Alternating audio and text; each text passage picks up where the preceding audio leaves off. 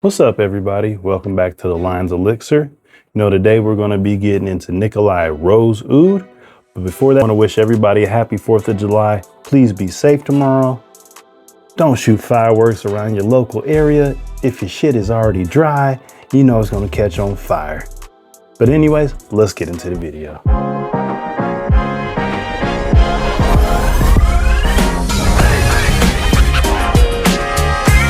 All right, everybody, welcome to the show. You already know where we give you the best reviews on fragrances here. And you already know the motto. If I haven't smelled it, if I haven't reviewed it, then I don't know about it. And like I said in the intro, happy 4th of July to everybody. Please be safe tomorrow. I just want to shout that out twice because you know these fireworks get dangerous. And the only fireworks you need shooting around here is you picking up this Rose Oud. Now I want to say, guys, this is, I would say, an average middle of the road kind of scent. I think I overhyped myself in my head. I wouldn't say I was let down, but I think I just overhyped myself because soon as my black ass sees rose, I go nuts. I think this is going to be the best smelling thing ever. You know, like I said, some things are just middle of the road and they're cool. Nicolai Rose Oud reminds me of that college basketball player, football player. They're the talk of the town. They're the Travis Hunter of college. But when they get to the pros, even a year or two or after, it's just like your average middle of the road, middle of the pack. And this is kind of what that reminds me of. Well, like I said, that doesn't mean it's bad. Average does not mean bad. It just means it didn't blow my mind away. Make sure you guys sub to the channel, make sure you follow our page, and make sure you like the video. We're trying to grow this channel to 50 subscribers. And once we reach that goal, we are going to be giving away a nice little gift to you guys. So in order for you guys to get that, we need you guys to like, share, subscribe, and don't forget, also hit that notification bell. And don't go to personalize, set it to the setting where it says all, so you see all updates, future videos, posts, and whatever we got going on at the Lines Elixir. Let's get back into the video. All right, guys, before we get into this smell, we gotta sample it and see what it's like, because you might be deterred already right now because I'm saying it's mid-tier, and then we'll get into the notes on Fragrantica. Producer, please hand me a strip. Thank you. Starting to make that a theme of the show. But, like I said, still a beautiful bottle. Sorry I didn't show you guys earlier. It's still nice. It's gorgeous, even with the cap. Everything still looks nice. And this is the 30 ml.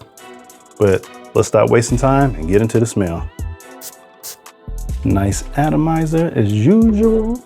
See, like I said, this is like, it's fresh, it's floral, it's fruity a little bit, but it's like that first blast of the perfume, or excuse me, fragrance, scent, whatever you like to say. That first blast of it is it's just powdery rose. And it's just like a bomb goes off in the back like a firework and just boom, all you hit is with this oud right in the back of it.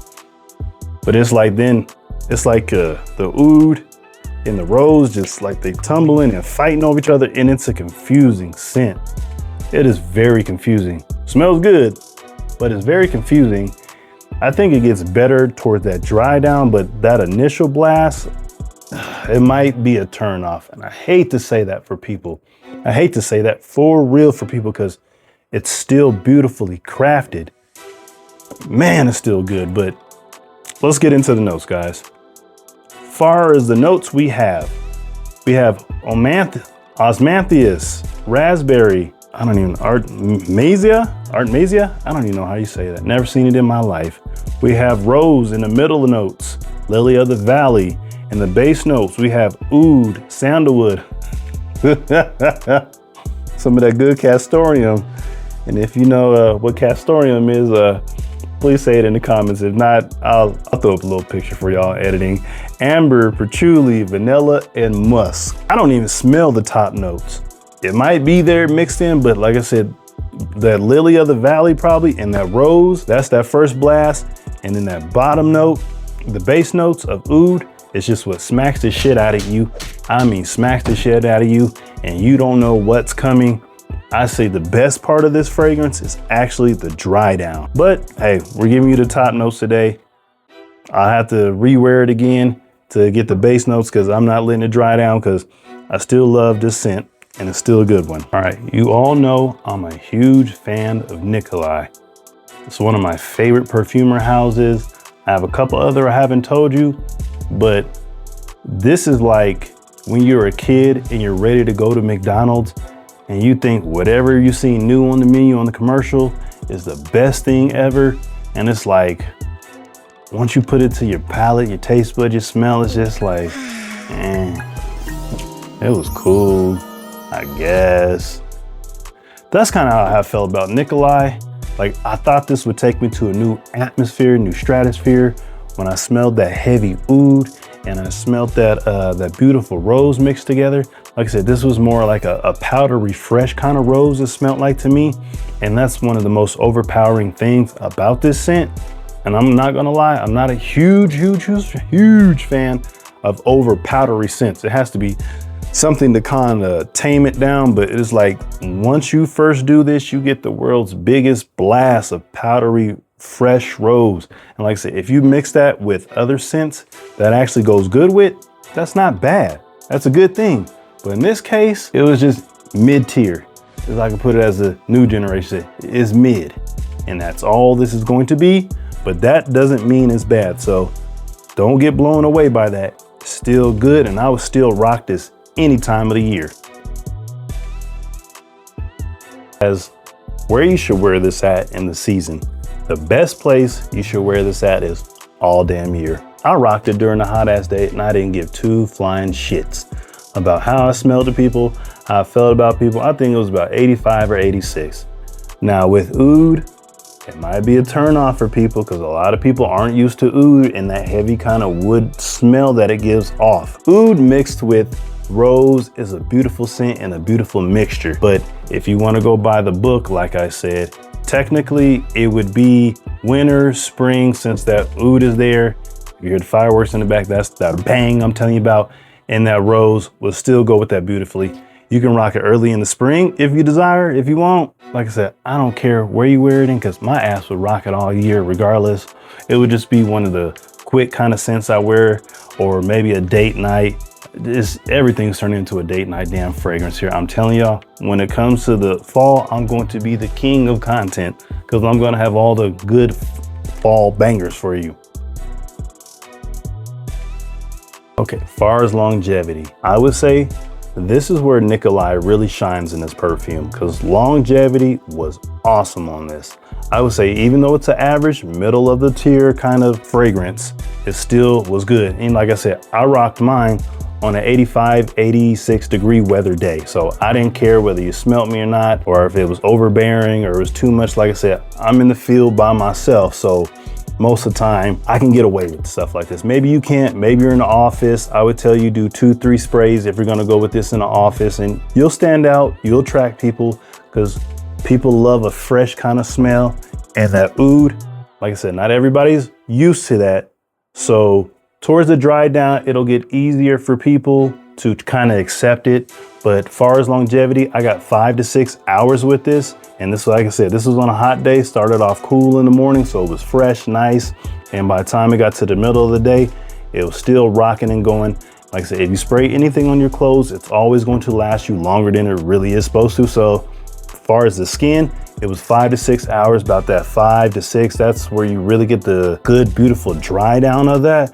Like I said, for the first couple hours, I say maybe hour and a half, you'll get that big kind of boost and projection from the rose and the oud. As far as longevity, like I said, it's middle of the tier, man. All right, as far as price, I did order mine from NicolaiParis.com. Like I said, I'll throw in the captions down below just to make sure the website is right for you because I can never remember properly what it is. But mine shouldn't be about $112, I believe, that I purchased it for. And I did also get a couple samples. Like I said, that Nicolai video still coming for you of everything I have, and an extra Nicolai I do have on hand that I've already owned. So it was about $112, but I still would tell you, If you can find it cheaper, please shop around at discounters. That's always the best thing. If you have to go retail, you just have to go retail. But you know, we don't like doing full price. Nobody likes it. So shop discounter, guys.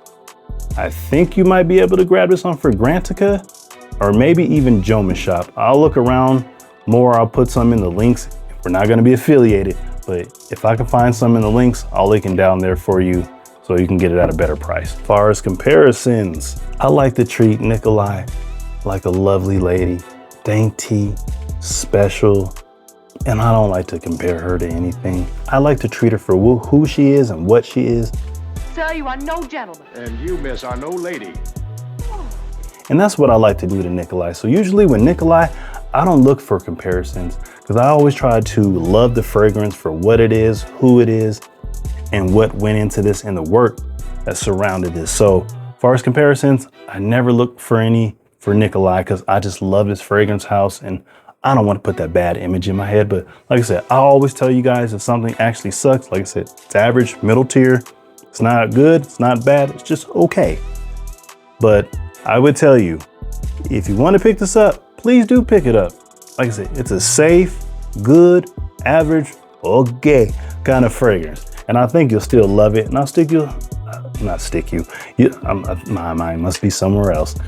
You'll still want to pick it up and it'll still be a lovely, lovely scent. Like I said, if you want to get this for dudes, cool. If they love rose and powdery, great. If that rose and powdery is more towards a woman in your mind, cool, great too. But I think when that oud hits, I think maybe women might love this one a little bit more. So fellas, I'm gonna say, like always, if the floral notes and the powder rose is a turnoff and that's not what you're into and you think you need to be macho and, you know, Mr. Masculine. Oh, hell no! Do your thing too.